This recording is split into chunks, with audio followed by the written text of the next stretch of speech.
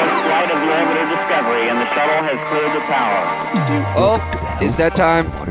Welcome to the Health or Water High Water Podcast, the 23rd episode. I'm your co-host, Trip Parks, with the beautiful, handsome Finnish boy, Brett Tutari. I'm still never going to get away from that. I love it too much. But we also found out you might not just be Finnish anymore. You want to dive into a little bit of that before we get into our episode? Pretty much just European of all sorts, Scandinavian. I think my ancestors must have been Vikings. How'd you find out? Through a genetic test Through the genetic test of Gene Planet with code APT. Yep. Awesome, man. Before we get into that, you want to dive a little bit into that, like getting your test. Just a quick little recap of it. Yeah, definitely. So thanks for joining us, guys. Hope you're having a wonderful day. I got my genetic test back from Gene Planet, and it pretty incredible. I didn't know what to expect. I really had no idea what was all going to come in this. There was a ton of nutritional information on there on what stuff specific to what I'm predisposed to digest better. There was stuff that maybe I'm susceptible to have. So the nutrition portion was really in depth, and then there was some, fitness stuff as well. So it was pretty cool. We're going to be putting out video after this. So if you guys are interested, there's going to be a video out with Mr. Tripp talking about exactly going through what's in it. So it's, exciting. Well, speaking on that, thank you so much, man. That was awesome. Going through your test was cool. I can't wait till we go into a little bit of depth about programming for yourself with this, how to use this for your advantage, and maybe we can even do a live video where we go over that together, do a consultation. But today we're talking about something on the seriouser side, mental health. Here at especially at Ascend, we like to try to be as strong as we can spiritually, physically, and mentally.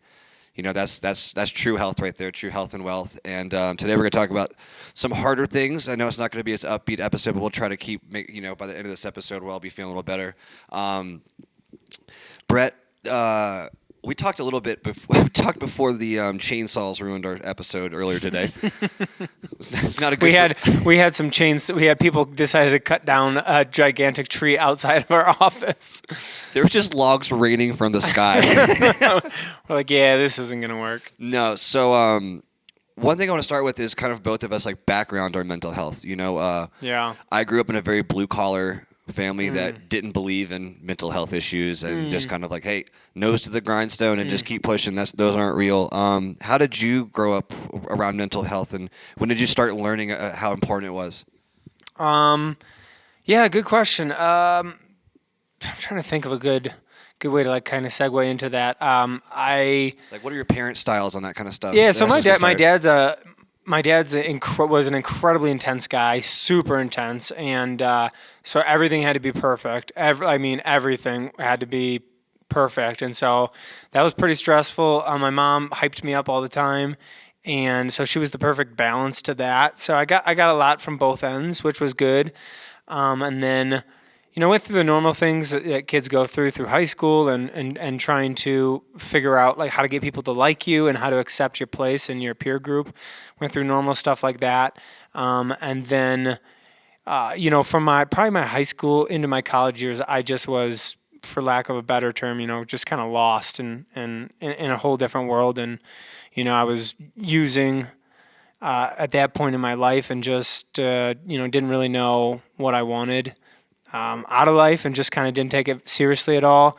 And so I had to kind of take a journey out of that probably when I was like 21, 22 and start to figure out how to construct my life and make myself happy. Just like, I think a lot of our listeners and just like anyone out there has to do around that age, 21, 22, trying to figure out what you want to do with your life and all that.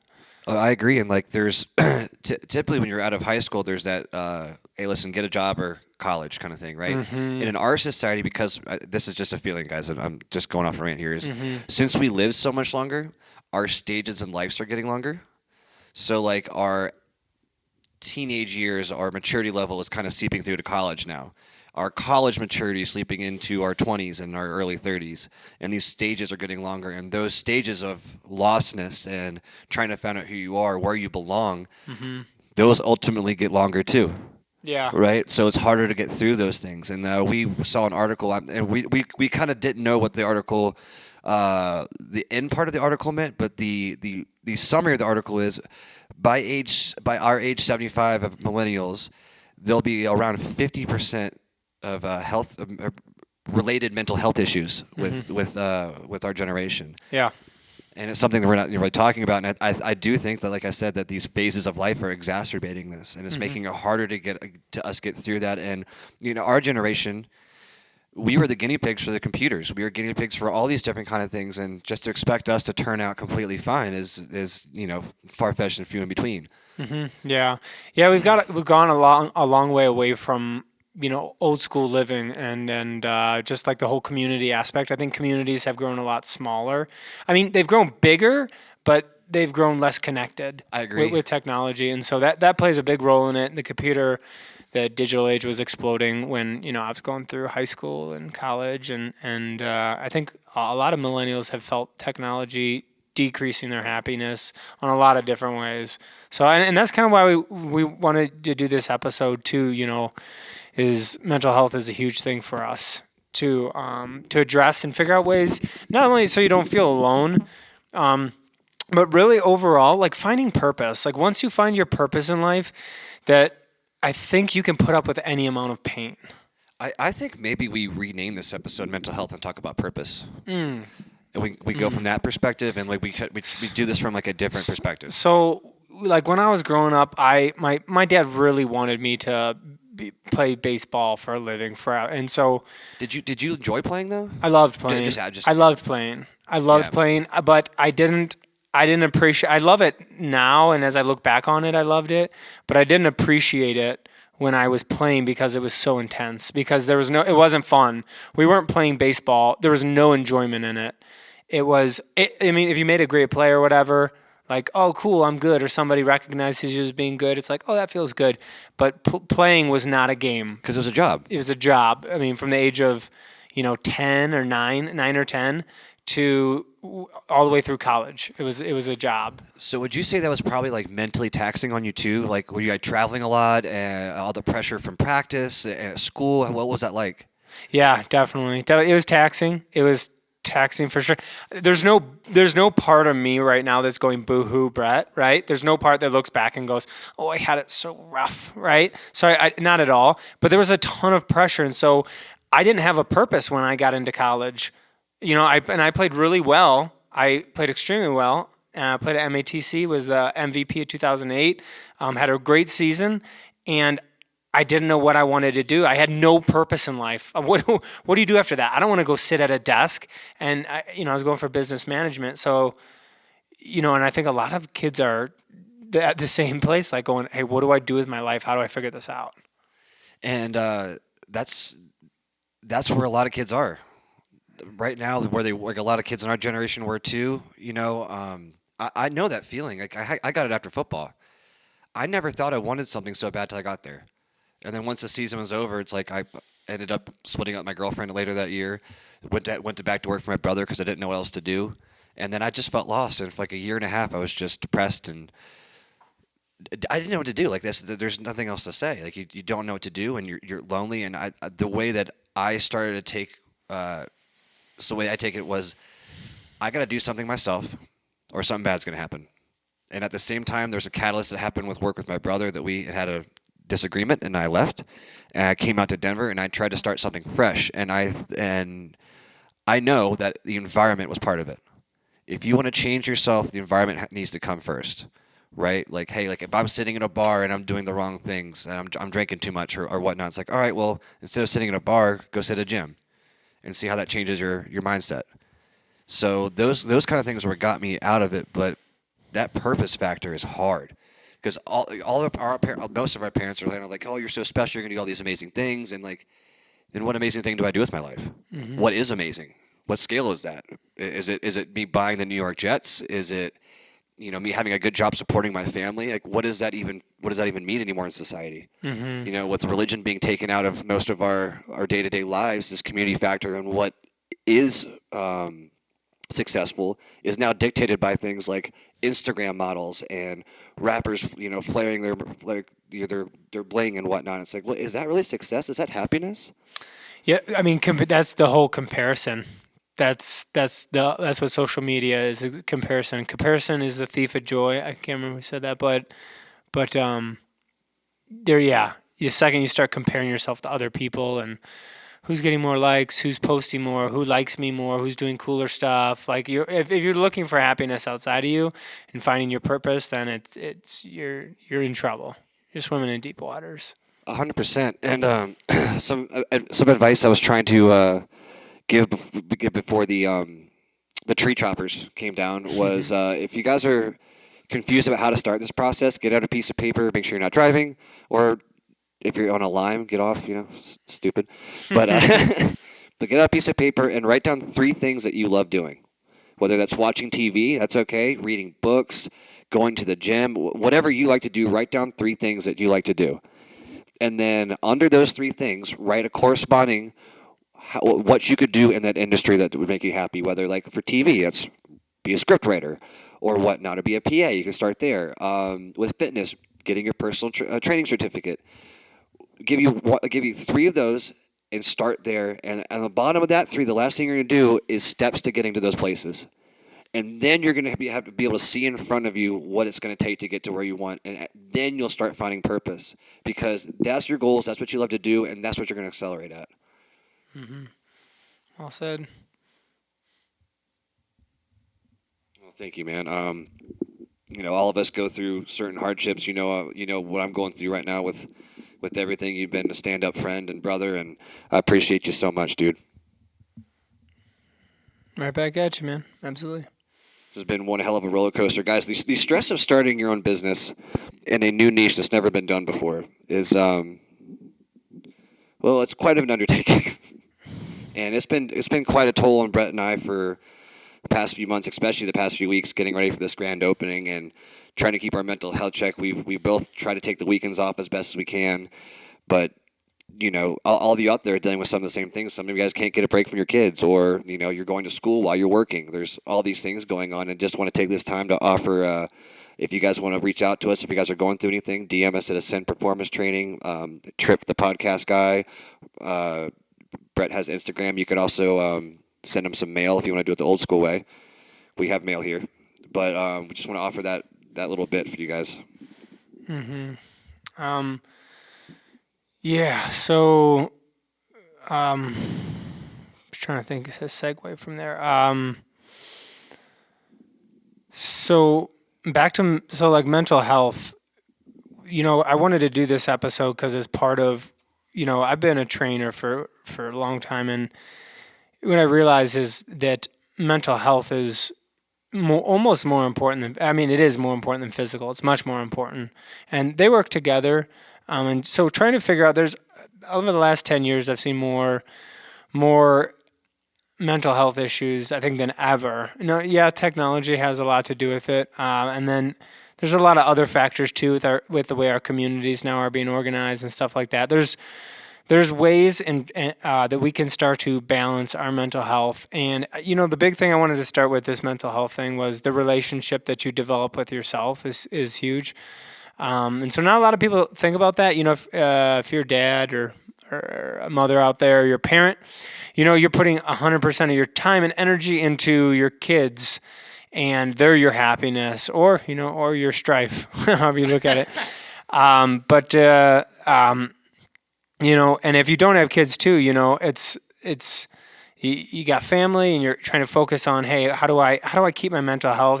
With exercising, with eating healthy, and having social activities and all that. But the big thing that all the mental health stems from is really the relationship that you develop with yourself, how you feel about yourself, and I use the term relationship too because it's an ongoing process. It's literally the conversation in your head that you're having on a daily basis with yourself about how the way you feel about the way you look, how you feel about the way you treat other people, how you feel about how other people feel about you. This runs really deep. And so, what are the things that we need to do to start taking this journey of, understanding, hey, how do I feel about myself?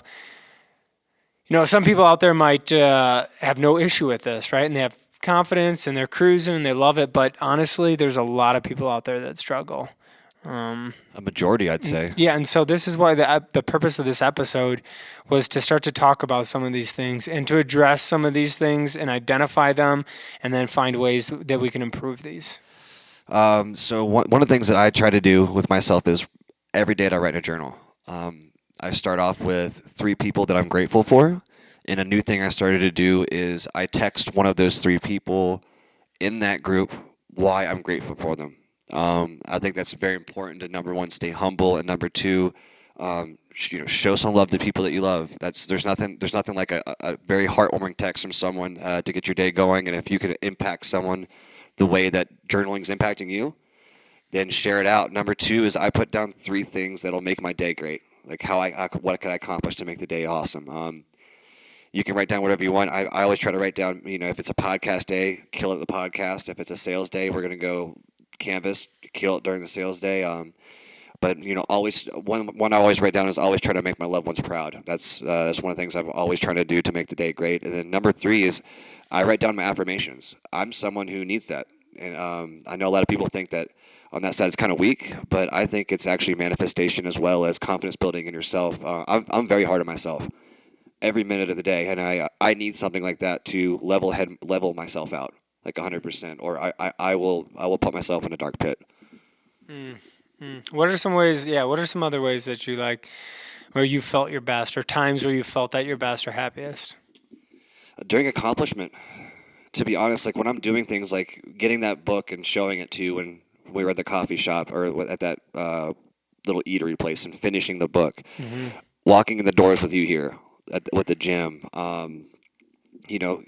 getting drafted to play football, like getting my college letter, like those things are what I strive for because it feels great to accomplish things. You're bringing honor to your family, you're walking down the right path. If you're accomplishing those things, you're obviously living your day-to-day life pretty well. I mean, I know people who accomplish things too that didn't ever stop to smell the roses. They're incredible. 100%. Like guys like, God, that goes on and on. Steve Jobs just popped out of my head.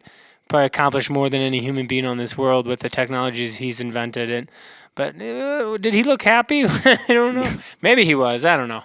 But we all know those people too, though. I'm kind of like that, though. Yeah. You had to do that to me today. It's like, hey, Trip, got to calm down a little bit and enjoy what's going on. I think I get lost in I love building. And I get lost in the building of it. And then once that product or service is done, I put it on the back burner and I forget about it. And you should always go look back at your accomplishments. That's something I'm trying to do. Yeah.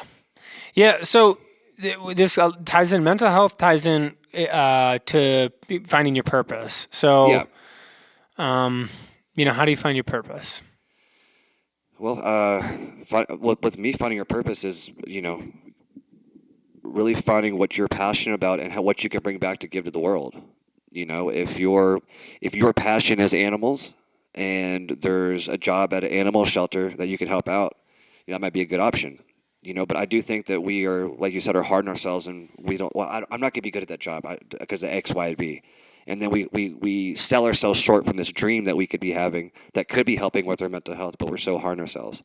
So you and I have kind of gone like this hell loop kind of situation of us being hard on ourselves, double down on the negative things, and then things get worse, and things get harder. So things that get out of that hell loop are, like we said before, getting in an environmental situation are better. Like come out to the gym. Go out to a book club. Go to a networking event for your peers and whatnot. Doing those kind of things are going to break that little loop and hopefully get you tracked on and out of that into a healthier future. Yeah, I had a client who was this a long time ago who was definitely working with depressional issues, and she was my favorite too. She was always my favorite. She'd come in, I go, "Hey, how you doing?" It's a long time ago. Her name is Jen, but this was many, many, many years ago. And I was like, "Jen," "Hey, how you doing today?" She's like, "I'm here." And every time I'd see her, she'd go, "I'm here." And by the end of it, she started to smile. When she would say it, she'd be like, "I'm here." And so she was an inspiration to me as like somebody who clearly didn't have the inspiration to show up to sessions. Wasn't like, yeah, let's kill it. Or she never said that, maybe deep down, but she always showed up to sessions. But yeah, doing those things, like you said, we can talk all day about book club and going to do this. We could talk forever about that.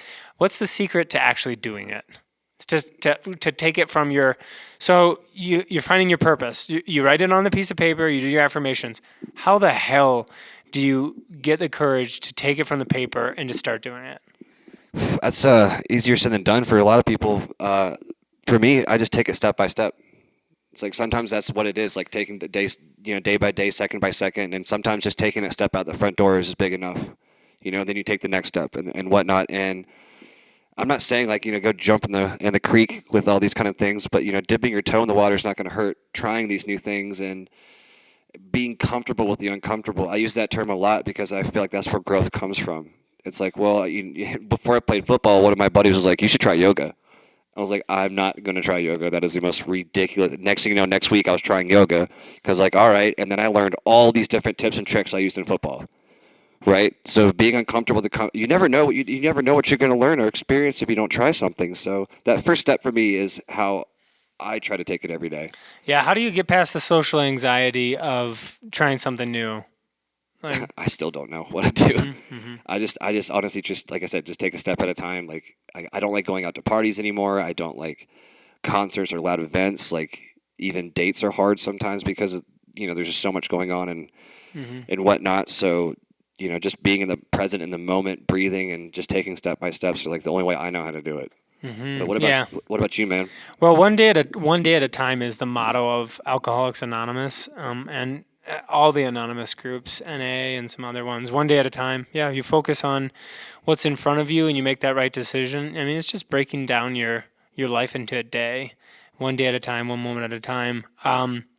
There's something fascinating.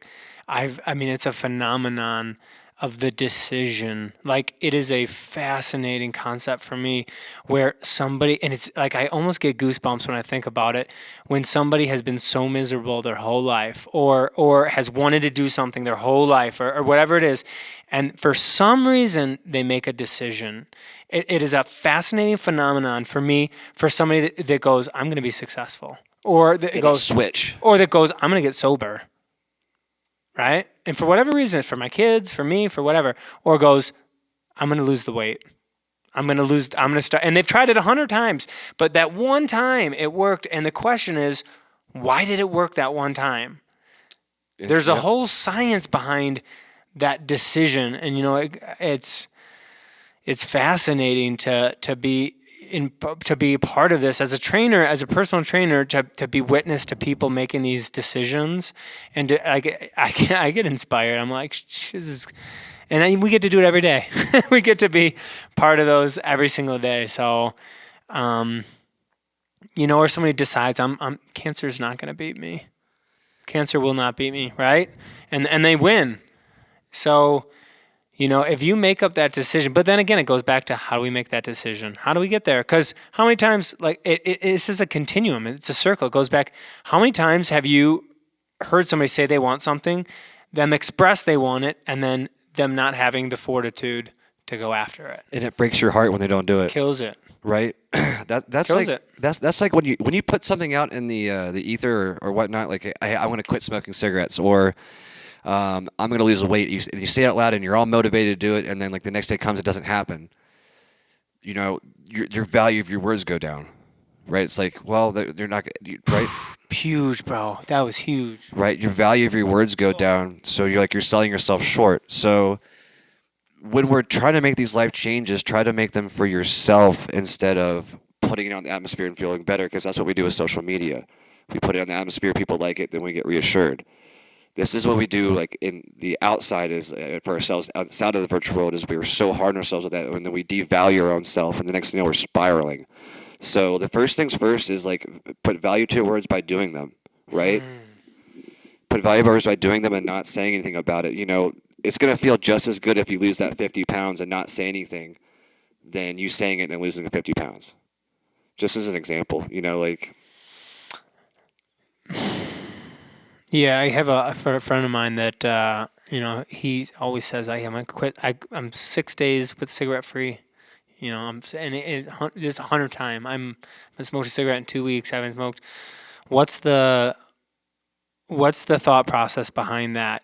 Like, whatever it is, let's say it's just quitting cigarettes. Do you tell people? Do you not tell people? What's the process behind getting from that idea to the next step? How do you do it? Well, for me, with quitting something like that is, I will try myself first. I will not say anything, and I'm a doer. I'm just gonna do something, and I don't give a shit. I'm gonna just like the book, like, oh fuck, I'll be author or whatever. But this, try and do all these changes. The thing is, if it doesn't work for me at that point, then I tell other people to hold myself accountable.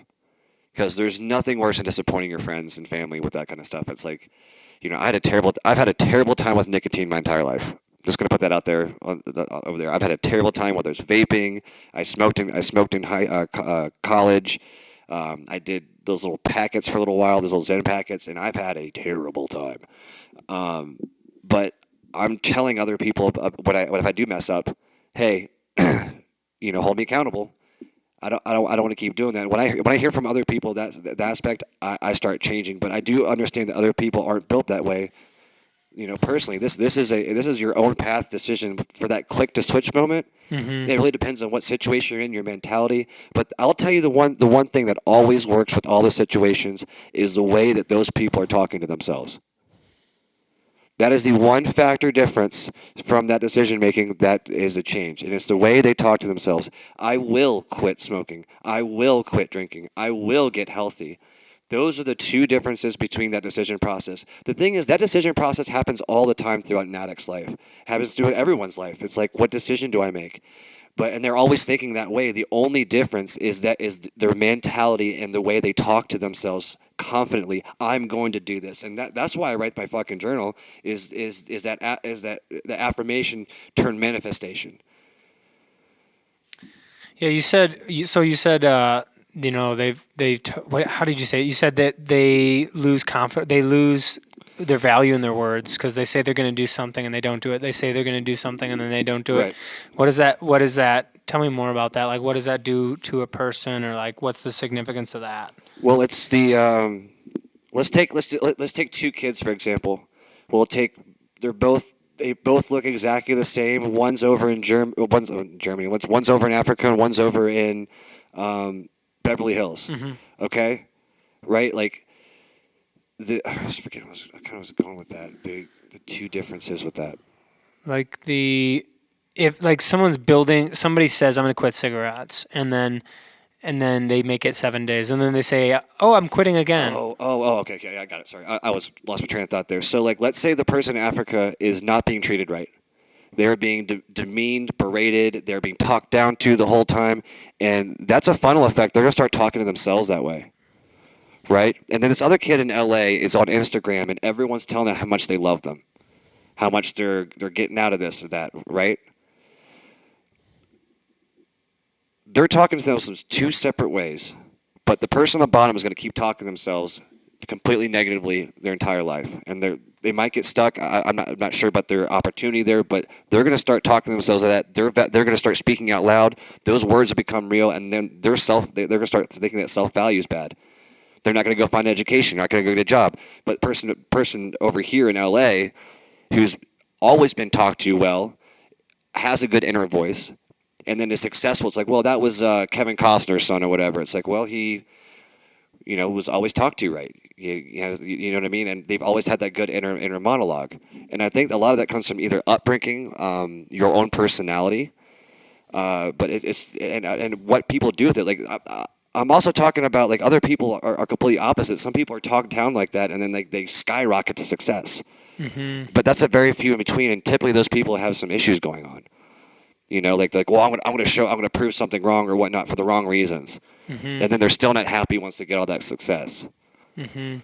So what is if somebody has been in that situation where they have not had the flourishing upbringing, and they realize they've identified, my upbringing, because it doesn't matter how good or bad your upbringing is. There's good and bad parts of it. You can always look at, 100%. Hey, I'm lucky because I had this, or hey, I'm, so it's all perspective. But what's the process behind? Here's the beautiful thing about what we can learn today is we can always change to talk to ourselves different starting right now, right? And that little seed could turn into a flourishing plant one day. And then we start by talking well to ourselves right now, right? Like, hey, I love myself. I respect myself. But I'm not talking about this like fake love of like everyone should love me kind of acceptance. Self-love is as in agape, like real love, like the love that your family has for yourself, or you have the love you have for your family, the respect factor. It's like, I want to do a good job for my parents. I want to do a good job for my brother or sister. I want to do a good job for myself. That kind of love, right? I think that's kind of where it starts is there with, loving yourself and talking to yourself better, writing these things down.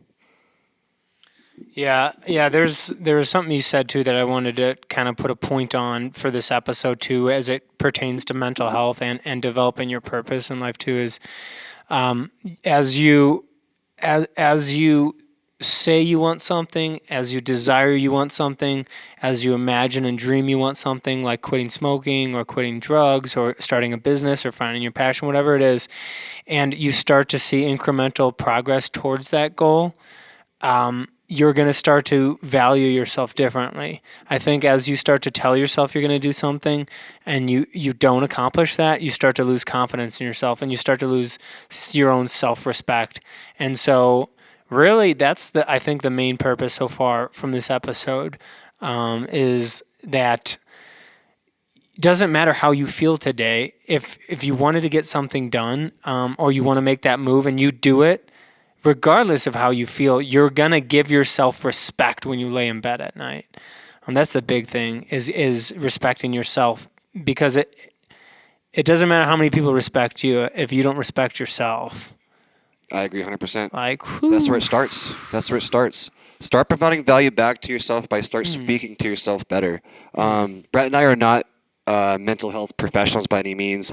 If you guys are having any serious mental wellness issues going on, please, contact the proper health professionals and contact us out if you need anything else besides that. But yeah, I mean, this is we're kind of wrapping up here towards the end. We're kind of coming on time. We got some really great guests coming up. I know that was a little bit of a heavier episode for us, but hopefully the next few weeks we'll have some more fun with these things. We really appreciate you guys taking the time here. All these new listeners from different countries. We also have a grand opening coming up. If you guys are in Colorado, come hang out. We'll be hanging out from about 11 a.m. until about 3 p.m. for our grand opening for Ascend Performance Training. We're going to have a ton of vendors there. IV Nutrition from Wash Park's going to be there. We're going to have Ageless Men's Clinic from Cherry Creek. We're going to have a representative from HOHW Boost. Shout out to you guys. Who else is going to be there? I'm blanking. Mindy from IV Nutrition, HOHW Boost, Dr. Randy Snook. Jonah will not be here. Clean Eats. Yep. I believe it's John from Clean Eats will be here. And then Shauna from Ageless will be here. And then Nicole from CBD and Relax. And then aside from them, there will be a lot of other people coming. So there's going to be a lot of cool people here. We're going to be hanging out, talking, listening to music, chopping it up. Tripp suggested a workout. I said he was crazy. No one's going to want to work out on a Saturday. But who knows? Maybe we show up and all of a sudden everyone starts working out. Hey, you never know. Just spreading it. It'll be good, though. But yes, absolutely. This is coming up August 12th. Again, mark your calendars. What's our next podcast, Tripp? Who do we have a guest coming up? Should plug that. All right. Well, we have... What was that doctor's name? I've got the top of my head. You caught me off guard on this one. That's okay. We have a whole list of people that are lined up here, and we just got to organize the schedule on who's coming up. But we got Dr. Doringer, ND, should be here week after next. We also have Mindy from IV Nutrition going to be showing up. Yeah, customized IVs and the whole world of IVs and how you can implement that into your program if it's right for you and what do you need. We also have an author named Stephen Moff coming on, the author of It's an Inside Job Kid, a memoir of trauma, alcohol, drug addiction, mental illness, and love. So we have quite the number of people coming up for you guys in the future here, and all because of you guys listening to us so much and giving us so much love back. We love that. We love that right back to you guys. We'd not be here without you all. From end to the world to end of the world. We're all over the place now, thanks to you guys. Make sure you guys like, subscribe, share. Check out Brett's blogs on ascendperformancetraining.com/blogs as well. He writes the most incredible articles that are really well thought out and provide an amazing value back to you guys. If you guys are interested in the genetics that we do that are about to blow the F up, go to geneplanet.com/USA and input code APT for 30% off. APT for 30% off geneplanet.com. And also, if you guys are into supplements, check out Cauliflower Labs on our website under shop as well. And if you guys want more of what we do, we have a book that's out. Brett edited this book. I wrote it, called Health Profiling. It's on Amazon and Kindle. Make sure you guys check that out. And besides that, guys, thank you guys so much for sticking with us with this episode and being such great audiences and fans. Let me add one more thing in before you pause it. Last little thought on this mental health and purpose episode is, remember, you are not alone. Have an amazing day. Smile. Biggest thing you could do is make a difference in someone else's life. That's your first step to taking control of your happiness. We love you guys. Have a great rest of your day, and we will see you on the next episode of Health or High Water. Love it. Peace.